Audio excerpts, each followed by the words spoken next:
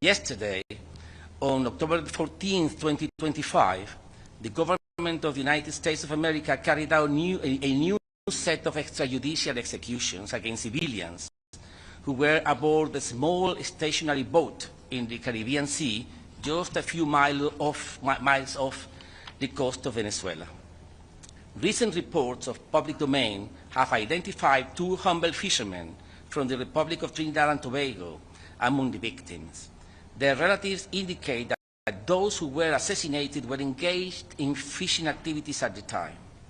This act is yet another chapter in the escalation of the U.S. strikes carried out since September to date against civilian vessels transiting international waters in the Caribbean Sea, which have so far resulted in 5 lethal attacks and 27 deaths.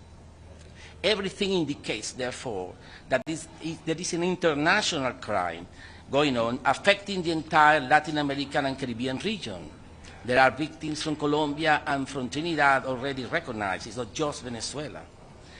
The recent attacks in the Caribbean Sea represent a point of maximum tension for peace and stability in Venezuela. The U.S. government is has made and revealed that considering launching armed attacks on land, which would be contrary to the provisions of Article 2.4 of the Charter of the United Nations.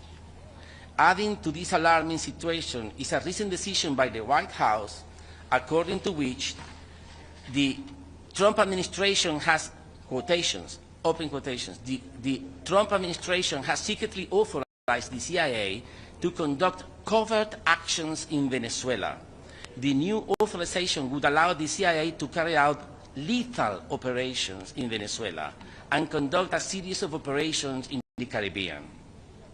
In Latin America and the Caribbean, as in other regions of the world, the CIA is well known for its covert operations aimed at pushing processes of destabilization, sabotage, counterinsurgency, plannings of coup d'etat, and assassinations of heads of state and government, with the purpose of installing political systems subservient to the interests of the U.S. government, puppet governments. All these actions previously described constitute an escalation in at least 3 directions: a major warmongering propaganda operation, a military escalation, and a clandestine intelligence plot with a license to kill in order to impose a coup d'etat in the Bolivarian Republic of Venezuela. That's why we respectfully ask the Council to, first, investigate the series of assassinations that the government of the United States of America has been perpetrating in our region and determine their illegal nature. Second, confirm the threat that these illegal actions pose to the preservation of the zone of peace character of the Latin American and Caribbean region, including as a result of the extrajudicial executions, the concentrations of the U.S. military forces near the Venezuelan coasts, the bellicose rhetoric of the government of the United States against Venezuela, and the clandestine operations of the CIA with a license to commit political assassinations in Venezuela and the region as a whole. And third, and lastly, issue a statement reaffirming the principle of unrestricted respect for the sovereignty, political independence, and territorial integrity of states, including Venezuela, as an indispensable basis for maintaining international peace and security.